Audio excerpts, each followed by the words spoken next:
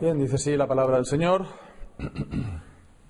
Palabra de Jehová que vino a Jeremías diciendo: ponte a la puerta de la casa de Jehová y proclama allí esta palabra y di: oíd palabra de Jehová todo Judá, los que entráis por estas puertas para adorar a Jehová. Así ha dicho Jehová de los ejércitos, Dios de Israel: mejorad vuestros caminos y vuestras obras, y os haré morar en este lugar.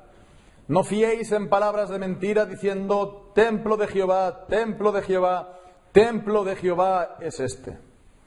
Porque si mejorareis cumplidamente vuestros caminos y vuestras obras, si con verdad hiciereis justicia entre el hombre y su prójimo, y no oprimiereis al extranjero o al huérfano y a la viuda, ni en este lugar derramareis la sangre inocente, ni anduviereis en pos de dioses ajenos para mal vuestro, os haré morar en este lugar, en la tierra que di a vuestros padres para siempre. He aquí, vosotros confiáis en palabras de mentira que no aprovechan, hurtando, matando, adulterando, jurando en falso, incensando a Baal y andando tras dioses extraños que no conocisteis. Vendréis y os pondréis delante de mí en esta casa sobre la cual es invocado mi nombre, y diréis: librados somos para seguir haciendo todas estas abominaciones. ¿Es cueva de ladrones delante de vuestros ojos esta casa sobre la cual es invocado mi nombre? He aquí que también yo lo veo, dice Jehová. Andad ahora a mi lugar en Silo, donde hice morar mi nombre al principio, y ved lo que le hice por la maldad de mi pueblo Israel. Ahora pues, por cuanto vosotros habéis hecho todas estas cosas, dice Jehová, y aunque os hablé desde temprano y sin cesar, no oísteis, y os llamé y no respondisteis, haré también a esta casa sobre la cual es invocado mi nombre, en la que vosotros confiáis, y a este lugar que di a vosotros y a vuestros padres, como hice a Silo. Os echaré de mi presencia, como eché a todos vuestros hermanos y a toda la generación de Efraín. Tú pues, no ores por este pueblo, ni levantes por ellos clamor ni oración, ni me ruegues, porque no te oiré. ¿No ves lo que estos hacen en las ciudades de Judá y en las calles de Jerusalén? Los hijos recogen la leña, los padres encienden el fuego y las mujeres amasan la masa para hacer torta a la reina del cielo y para hacer ofrendas a los dioses ajenos, para provocarme a ira. ¿Me provocarán ellos a ira?, dice Jehová. ¿No obran más bien ellos mismos su propia confusión? Por tanto, así ha dicho Jehová el Señor: he aquí que mi furor y mi ira se derramarán sobre este lugar, sobre los hombres, sobre los animales, sobre los árboles del campo y sobre los frutos de la tierra.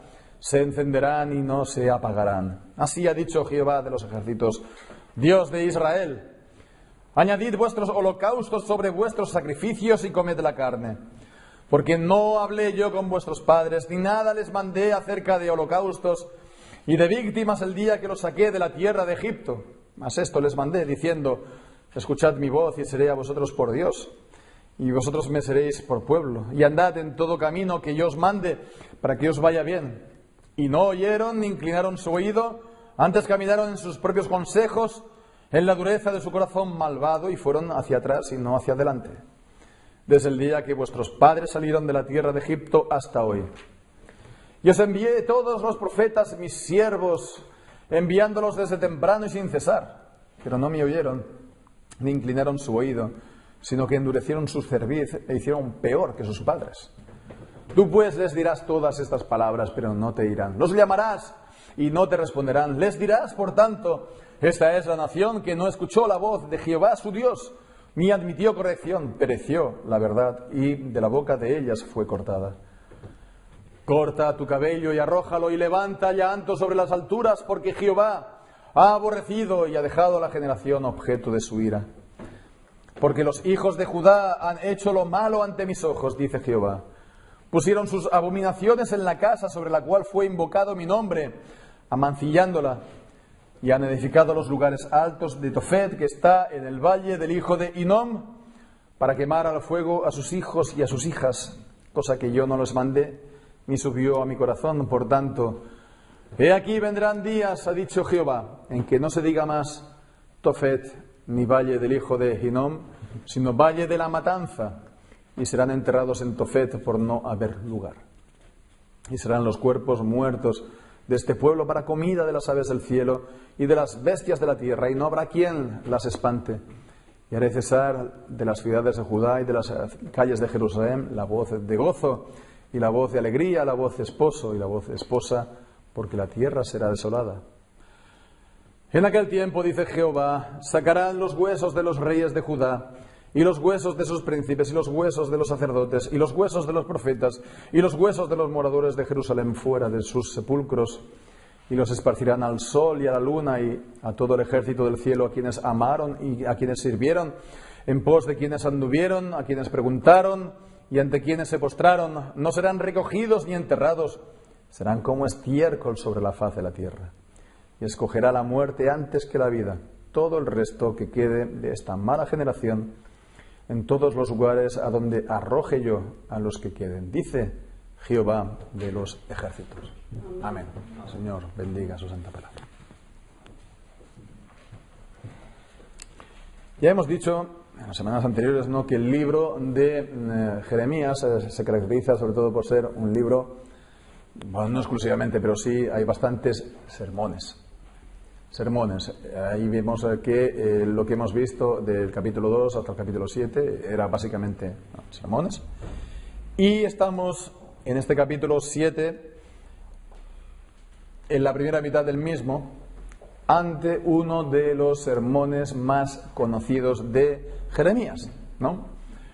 Y es uno de los pasajes que los eruditos, estudiosos del Antiguo Testamento, de la Biblia, más conocen, juntamente con el pasaje del Nuevo Pacto, pues me parece que es el capítulo 33, ¿no?, de Jeremías.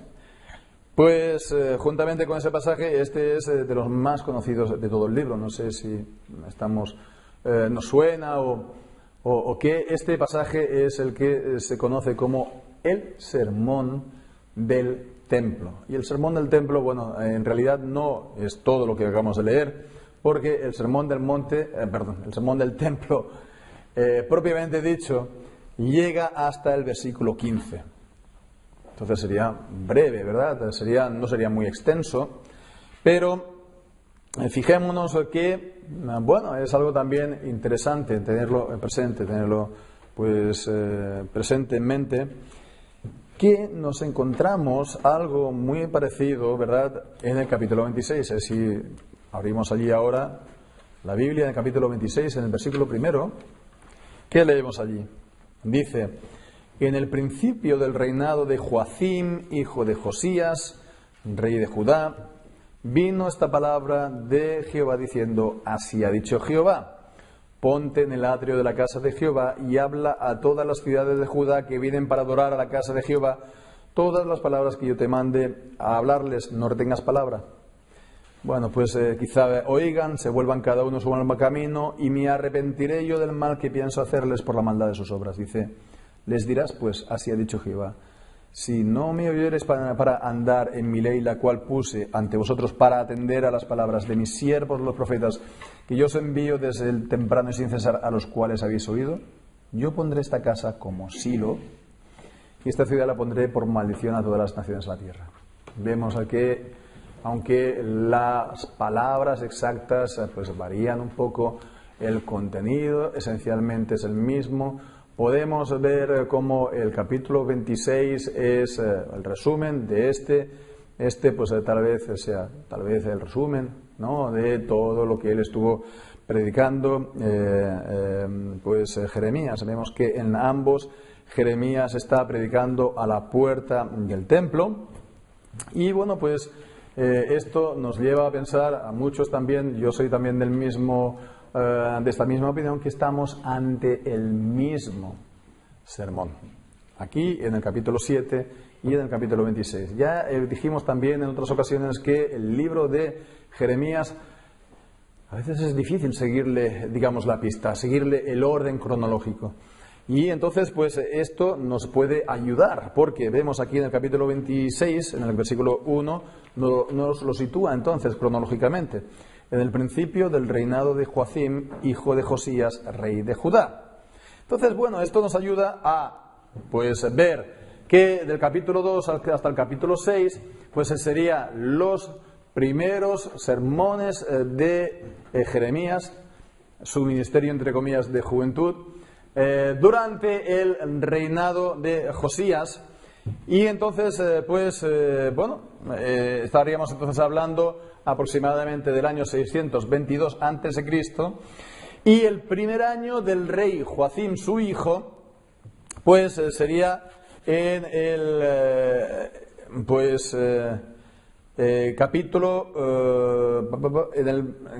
en el año 605 antes de Cristo, ¿no? La diferencia de tiempo entonces vemos entre los primeros capítulos del 2 al 6 al capítulo 7.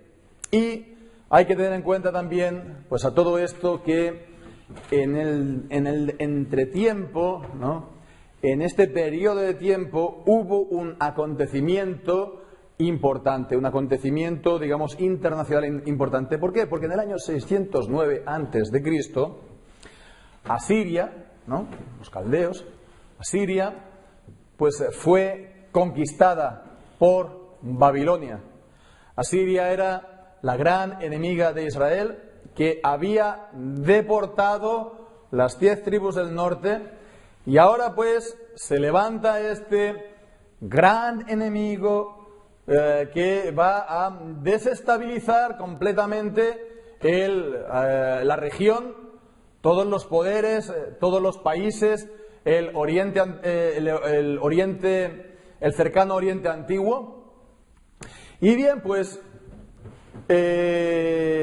Judá y Jerusalén pues estaban, digamos, habían llegado a ponerse bajo la tutela de Egipto, la otra gran superpotencia del mundo en aquel entonces. Entonces, en el norte estaba Asiria, es tomada por Babilonia, que a su vez viene del norte, y entonces Egipto se hace el control de la región y es el que pone, se puede decir, reyes títeres, es el que en el fondo está sirviendo pues Judá como un protectorado de Egipto.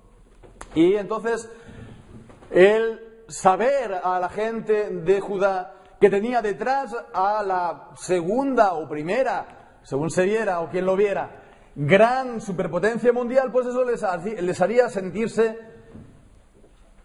seguros, como diciendo, estamos a salvo, nos protege Egipto.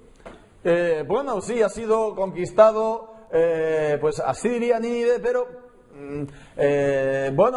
no se sabe bien lo que va a ser esto, quiénes son estos, etcétera. Entonces ellos todavía estaban viviendo en gran seguridad. Entonces, pues esto por un lado, para situar las palabras del profeta.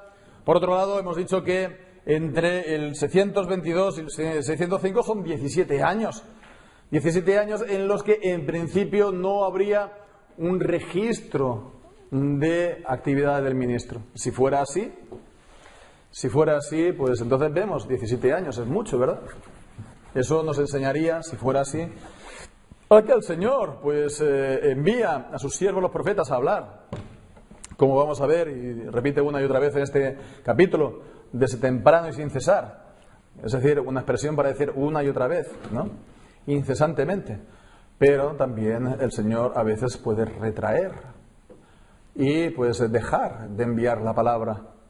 Y de la misma manera que leemos en Eclesiastés capítulo 3 que hay un tiempo para hablar, inmediatamente también se nos dice que hay un tiempo para callar, y que si hay pues un tiempo, digamos, de palabra profética, hay también un tiempo de silencio profético que es tan elocuente o más que el primero, porque en la ausencia de la palabra del Señor se está dejando al pueblo en la certeza de su condenación y de su juicio sin haber marcha atrás. Bien, pues en todo caso aquí vemos que por palabra del Señor, por palabra de Jehová, vino a Jeremías y le ordena que vaya a dar ese sermón. Decimos sermón del templo, que el versículo 1 al 15, y pues vemos que a continuación, pues no hay una distinción en nuestras Biblias que lo separe, ¿verdad? De hecho están dentro del mismo párrafo, pero lo que sigue, pues son una serie de oráculos o palabras proféticas que no forzosamente estuvieron dichas el mismo día, en el mismo lugar, en el templo, etcétera, pero que están aquí también. ¿Por qué? Pues porque tienen la misma temática. Primeramente, el primero es del versículo 16 al 20, un oráculo. El segundo, del 21 al 28, del 29 al 34 y del capítulo 8, versículos del 1 al 3. Se ve esto por la forma y por el contenido, que son distintas palabras proféticas, pero todas tienen que ver con la adoración que el pueblo seguía dando en Jerusalén. Entonces vamos a ver primeramente este sermón del templo, intentando también pues a ver si podemos ver todo el conjunto de lo que aquí hemos leído. El sermón del templo dice que ponte a la puerta de la casa de Jehová, versículo 2, no se nos dice cuál, no sabemos cuál, y bueno, hay distintas explicaciones, pero en todo caso lo podía oír el pueblo que entraba a dar culto al Señor. Y leemos entonces que dice allí en el versículo 3, la palabra que les envía: mejorad vuestros caminos y vuestras obras, y os haré morar en este lugar. Mejorar, el sentido de esta palabra no es tanto, porque nosotros leemos esto mejorar y es como que lo estamos mejorando poco a poco. Literalmente este sentido este verbo es haced buenos. Haced buenos vuestros caminos y vuestras obras. Haced que vuestros caminos y vuestras obras sean buenos.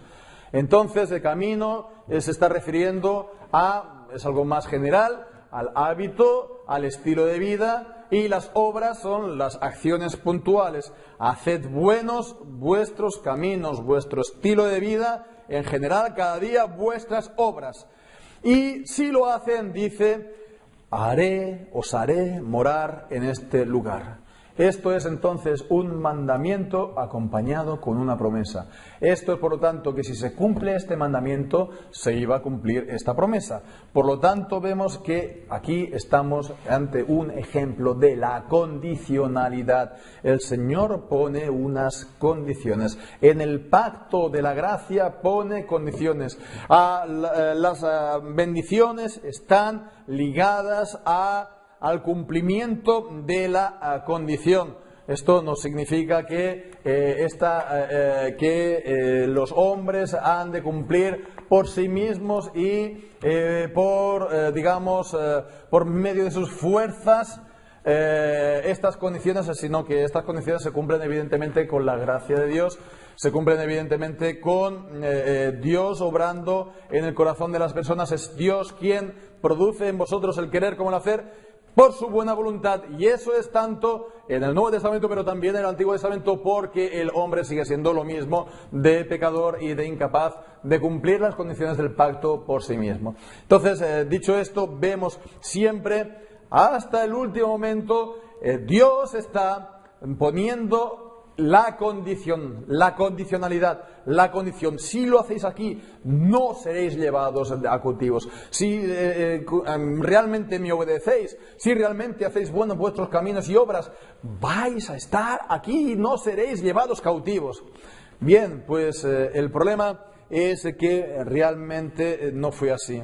¿Por qué? Porque la palabra de Jeremías como profeta tenía otras palabras rivales. Suele ser así. No siempre está, los profetas de Dios tienen el monopolio de la palabra pública en la sociedad. También estaban los falsos profetas que decían lo contrario. Dice el versículo 4, no fiéis en palabras de mentira.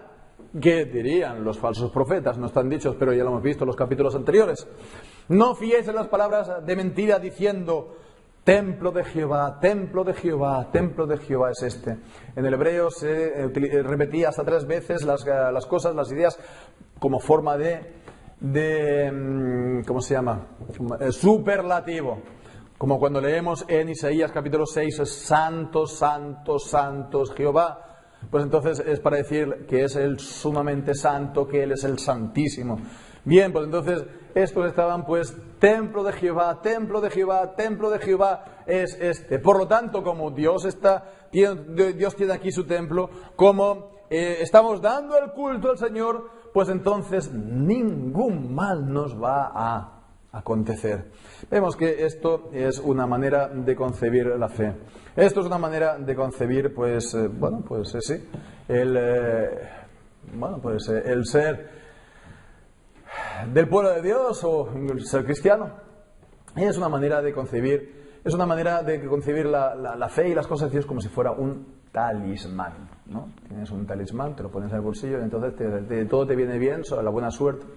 Pero vemos que no tiene nada que ver, porque sí, realmente estaba hablando en el templo de Jehová, sí, realmente Jerusalén tenía el templo de Dios en ella, pero vemos que eso no le iba a librar del juicio si continuaba en desobediencia. Es lo mismo que vemos en el Nuevo Testamento. Los apóstoles le dicen a Jesús: mira qué grandes piedras tiene este templo, qué fantástico edificio, qué arquitectura más maravillosa, y es el templo del Señor. Y dice el Señor Jesús: ¿veis este templo? Pues no quedará piedra sobre piedra que no sea removida y quitada de su lugar. Así pues, el que esté el templo en Jerusalén no le iba a quitar pues el juicio de Dios si eran infiel. Y para la iglesia del Señor Jesucristo es lo mismo, porque si el templo de Dios, que es la iglesia, es infiel a la palabra de Dios, si pierde su primer amor, si se considera que es rico, se ha enriquecido y que no tiene necesidad de nada, ¿qué le dice el Señor en Apocalipsis? A uno le dice que te voy a quitar el candelero de su lugar. Y a los de la Odisea le dice, pues, te vomitaré de mi boca. Así pues, el tener el nombre de cristiano, el tener el nombre de Iglesia de Jesucristo sobre el frontal del edificio, el dar culto a Dios, el leer la Biblia, tener cultos al Señor públicos, si esto no va acompañado de obediencia, no es ninguna garantía de que vamos a estar aquí toda la vida. Sino el Señor pues nos pone también bajo las mismas condiciones como en el pueblo de antaño. El versículo 5 leemos, dice: pero si mejorareis cumplidamente, si en verdad mejorareis vuestros caminos y vuestras obras, si con verdad hiciereis justicia con el hombre y su prójimo, y no oprimiereis al extranjero, huérfano y viuda, y no derramareis la sangre inocente, ni anduviereis en pos de dioses ajenos, os haré morar en este lugar. Es lo mismo que hemos leído en el versículo 3, pero vemos que lo extiende más. Vemos que al final está aquí poniendo el dedo en la llaga. Vemos que está señalando pecados concretos. Vemos que está pues hablando de infracciones a los mandamientos de Dios, de la ley de Dios, del decálogo. Porque está hablando, por lo tanto, de hacer justicia entre el hombre y su prójimo, oprimir al extranjero, al huérfano y a la viuda. Todos estos son mandamientos que tienen que ver con el prójimo. Y después también dice el no ir en pos de dioses ajenos. Entonces son los mandamientos de la primera tabla del Señor, del decálogo, pues que tienen que ver con la relación del hombre con el Señor. Bien, y fijémonos el versículo 9, más infracciones que tienen que ver con ambas tablas del decálogo. No robarás, hurtando, no matarás, matando, no cometerás adulterio, adulterando, no tomarás mi nombre en vano, dice, no jurando en falso. Y no tendré de tener dioses ajenos delante de mí, incenciando a Baal y andeando tras dioses ajenos. Los dos tablas de la ley del decálogo con sus mandamientos, para con el prójimo y para con el Señor. Pues si no se cumplen esta ley moral, estos mandamientos, esto va a hacer que el pueblo sea llevado al exilio, como fue también anteriormente, en el año 722, las 10 tribus de Israel Pero podrían decir, no, es que ellos eran idólatras, vemos, ellos tenían aquí el santuario de Dan, ellos tenían el becerro que habían construido, tenían pues el sacerdocio infiel que había puesto Jeroboam. Sí, es cierto, ¿no? Pero entonces es por eso que aquí se saca el ejemplo de Silo. Silo es el lugar donde estuvo primeramente el tabernáculo, lo vemos en Primera de Samuel, al principio, ¿verdad? Ahí estaba pues Elí y también el pequeñito Samuel. Silo era el tabernáculo, era el culto verdadero, eran los sacrificios que Dios había ordenado, eran los sacerdotes levitas, era el sumo sacerdote.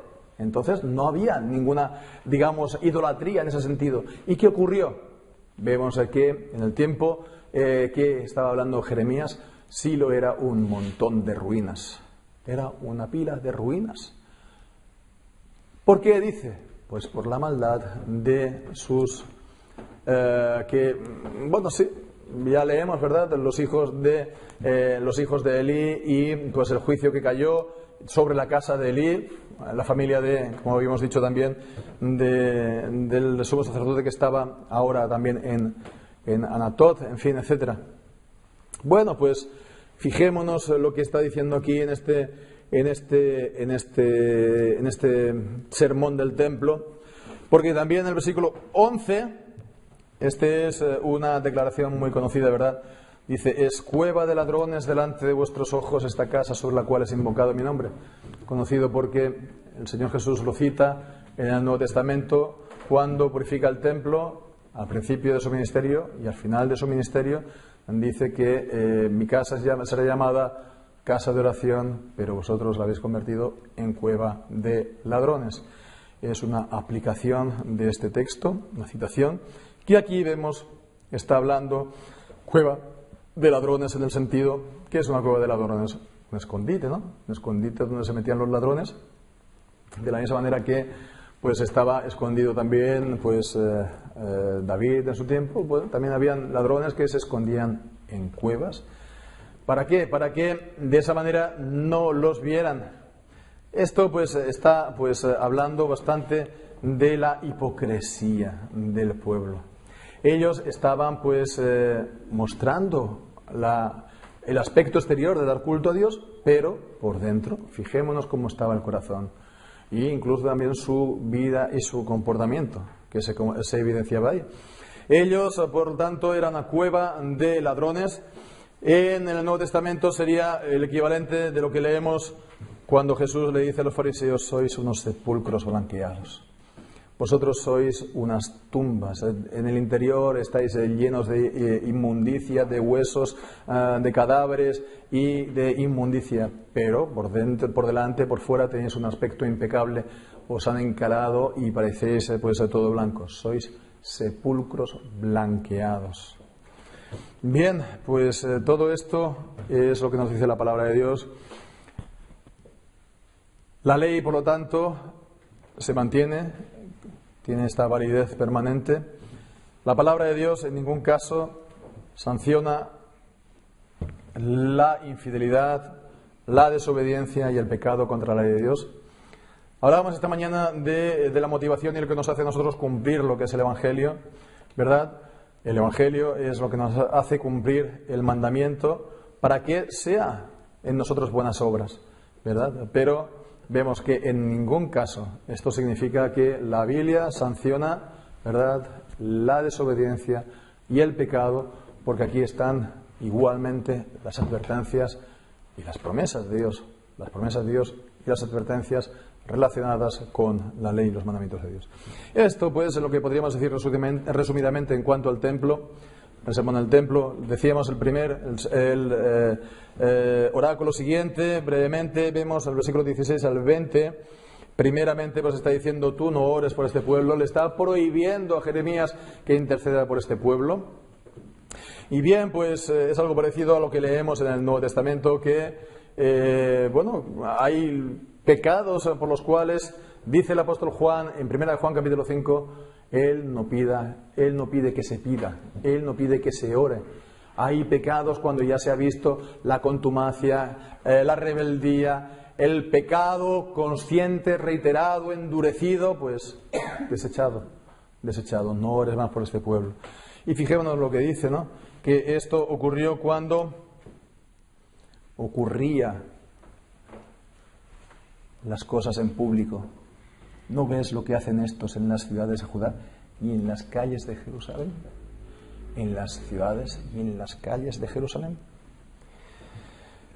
Y, hermanos, esto tenemos que tenerlo presente cuando vemos que lo que ocurre en las ciudades y en las calles en nuestro tiempo, que se ha convertido esto hemos pasado de un país donde pasábamos de las procesiones del Corpus Christi a las procesiones de los sodomitas, en cueros, en la calle y pues practicando sus cosas a la plena luz del día. Todo esto jaleados por los políticos y aupados por los medios de comunicación. Todos estos, como decíamos esta mañana, son simplemente portavoces del diablo, portavoces de Satanás.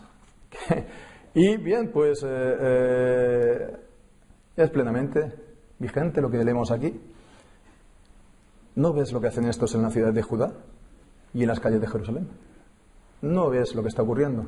Por lo tanto, podemos decir también, si lo que hemos leído en el versículo anterior no es igualmente aplicable: no ores por este pueblo, ni levantes por ellos clamor ni oración, ni me ruegues, porque no te oiré. Hay pecados que son tan graves que no admiten vuelta atrás. Hay que tener temor de Dios. Y en el versículo 19 dice: me provocarán ellos a ira, dice Jehová, ¿no obran más bien ellos mismos su propia confusión? Por lo tanto, así dice Jehová: he aquí que mi furor y mi ira se derramarán sobre este lugar, sobre los hombres, sobre los animales, sobre los árboles del campo, sobre los frutos de la tierra, se encenderán y no se apagarán. Todo lo que ellos hagan en contra del Señor, no consiguen nada en contra del Señor, no consiguen nada en contra de Dios, sino que caerán sobre sus propias cabezas. En cuanto al primer oráculo, seguimos leyendo el siguiente oráculo, decíamos que era del versículo 21 hasta el versículo 28. Continúa el mismo tema, decimos, están ligados temáticamente: la denuncia por la hipocresía en el culto. La denuncia por la hipocresía en el mundo. Porque, bueno, es como si estuviera aquí Jeremías respondiendo a una posible objeción. Así ha dicho Jehová de los ejércitos, Dios de Israel: añadid vuestros holocaustos sobre vuestros sacrificios y comed la carne. La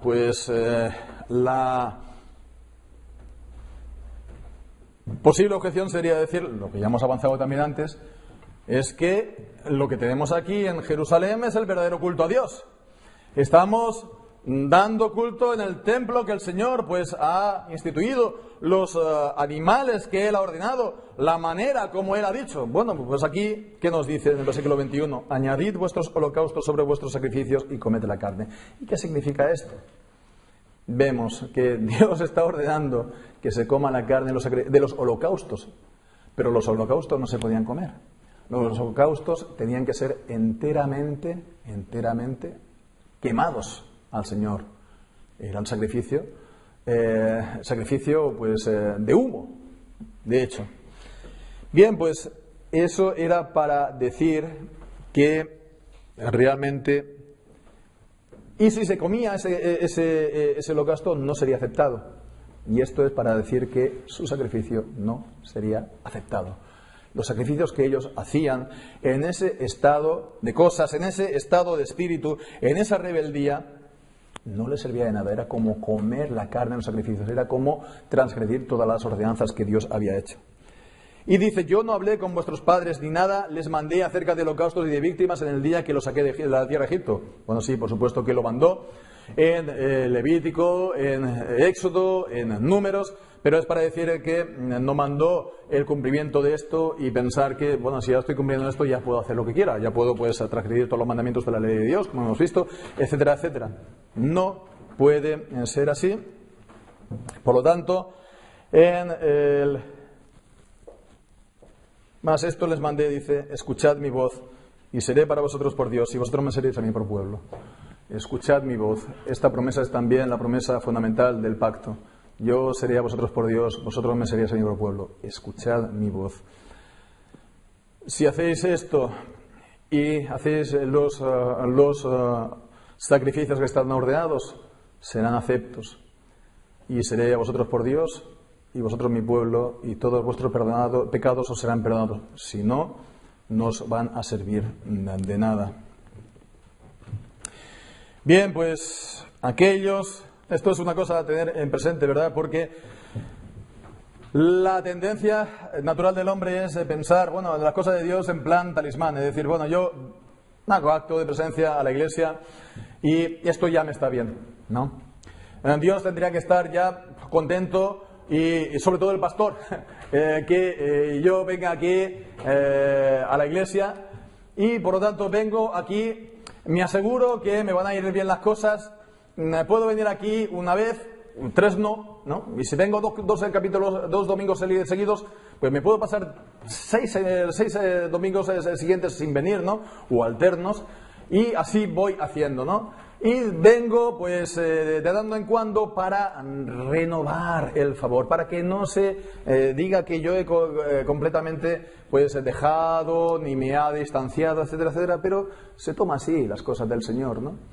Mientras yo vaya asistiendo, mientras yo haga acto de presencia, me van a ir bien las cosas, pero así no se actúa con el Señor. Con el Señor, pues no se puede entrar en este tipo de pensamientos. El versículo 28 dice: esta es la nación que no escuchó la voz de Jehová su Dios, ni admitió corrección, pereció la verdad, y de la boca de ellos fue cortada. El siguiente oráculo sería el versículo 29 al 34, y en el versículo 29 dice: corta tu cabello y arrójalo. Cuando lo leemos pareciera que está hablando aquí de Jeremías, que le está diciendo que se corte el cabello, pero no está refiriéndose a Jeremías. En el hebreo se ve claramente porque el verbo es en femenino, se refiere por lo tanto al pueblo, no es Jeremías. Y la palabra no es cabello, literalmente es la palabra consagración. ¿Y qué significa esto? Está hablando de la consagración de los nazareos, es la misma también raíz en el hebreo. Entonces, ¿qué le está diciendo? Que el pueblo se corte la consagración y lo eche al fuego. ¿Qué significa esto? Que el pueblo iba a ser, por lo tanto, profanado, iba a perder su santidad, iba a ser tratado como un pueblo común. Tenía el templo, tenía la adoración a Dios, pero por la maldad de sus habitantes iba a ser completamente, pues, profanado. Vemos la maldad del pueblo, incluso está hablando de los sacrificios de los hijos del versículo 31, habla de Tofet, que parece ser que es una palabra aramea para hablar del hogar de fuego, de chimenea, ¿no? Y era ahí donde echaban a los niños, sacrificios de niños. Le calentaban pues las manos de la estatua de Moloch y los echaban ahí los niños. ¿Para qué? Para que le fuera bien a la familia. Vemos aquí siempre se han sacrificado a los niños por cuestiones económicas. Se sacrifican los niños por el bien económico de la familia, o para que la mujer pueda seguir trabajando y se pueda seguir así pues realizando, o para que no haya una boca más que alimentar, o en fin, etcétera. No ha cambiado las cosas, pero el Señor esto le repele, le repugna, dice que estas cosas no le habían pasado por el pensamiento, no los había mandado, por lo tanto, ¿serían ellos que hacen esto? Pues sus cuerpos muertos serán puestos para comida de las aves del cielo y de las bestias de la tierra. Y serían, por lo tanto, profanados también sus cadáveres, que es lo que leemos en el capítulo 8, versículo del 1 al 3. Del 1 al 3, pues está hablando de lo mismo, sus cadáveres iban a ser esparcidos. Ellos habían servido al ejército de los cielos, es decir, a las estrellas, a la luna, a los astros. Bien, pues ahora sus cuerpos van a estar tirados en el suelo, sin recoger, van a ser comidos por las aves y nadie lo iba a impedir. Por lo tanto, vemos, ellos sirvieron a las estrellas, pues ellos van a estar por siempre delante de las estrellas, pero no para darles la adoración, sino sus huesos profanados. Entonces vemos que cuando se ocurre estas cosas, cuando se toman las cosas del Señor sin el debido temor y respeto, cuando se toman la adoración de Dios de esa manera, aunque sea ortodoxo, aunque sea según la ley, bueno, pues cuando ocurre todo esto, cuando el Señor envía una y otra vez a sus siervos los profetas y el pueblo no se arrepiente, antes bien se endurece una y otra vez, ¿qué ocurre? El pueblo está listo para el juicio. El mensaje del profeta sigue siendo hasta el último momento: si os arrepentís, no seréis llevados. Y esto lo vamos a encontrar hasta prácticamente la noche de antes de ser tomada la ciudad, que le dirá al rey Sedequías: obedece, si tú sales y te entregas, no vas a sufrir mal, ni tú ni los tuyos. Siempre, hasta el último momento, Dios está, sí, dando el llamamiento a la obediencia, y si el pueblo lo hace, no será llevado.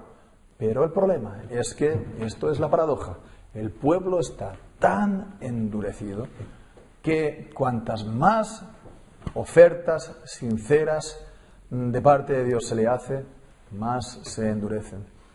Se tiene que ofrecer el Evangelio. Se tiene que presentar a todas las criaturas. Tiene que ser un llamamiento de parte de Dios y de parte del siervo de Dios sincero. Lo que se dice en inglés como, sí, well meant, sincero, para que la gente lo reciba. No quiero que la muerte del impío, sino que se arrepienta y que crea. Y si vienen al Señor arrepintiéndose de sus pecados, les serán perdonados. Si hubieran sido rojos como el carmesí, se volverán como blanca la nieve. Por lo tanto, siempre está ahí. Pero este Evangelio que se predica a todos es olor de vida, sí, para aquellos que lo reciben, pero es el olor de muerte que los confirma en su juicio y su condenación, porque ante los ofrecimientos de la vida optan mejor por la muerte. Porque esto es lo tremendo de este capítulo. Oyen estos anuncios de juicio y en vez de temer e ir corriendo a refugiarse en la gracia y la misericordia de Dios que se le ofrecen, ellos lo oyen y lo escogen. Escogen para sí que sus cuerpos estén esparcidos, que su tierra sea destruida, que sean llevados cautivos. Prefieren todo el mal que les es anunciado antes que doblegarse ante el Señor, antes que humillarse, antes de que, pues, someterse al Señor y creer, arrepintiendo de sus pecados. Pues hemos de dar gracias a Dios que el Señor, pues, nos libró de este tal endurecimiento, porque es el mismo que nosotros estábamos cuando estábamos muertos en delitos y en pecados. El Señor nos libró de este endurecimiento por gracia, por lo tanto no es para que nosotros tampoco nos vanagloriemos o pensemos mejores que los demás, sino que es para que le demos al Señor la gloria y la honra por ello.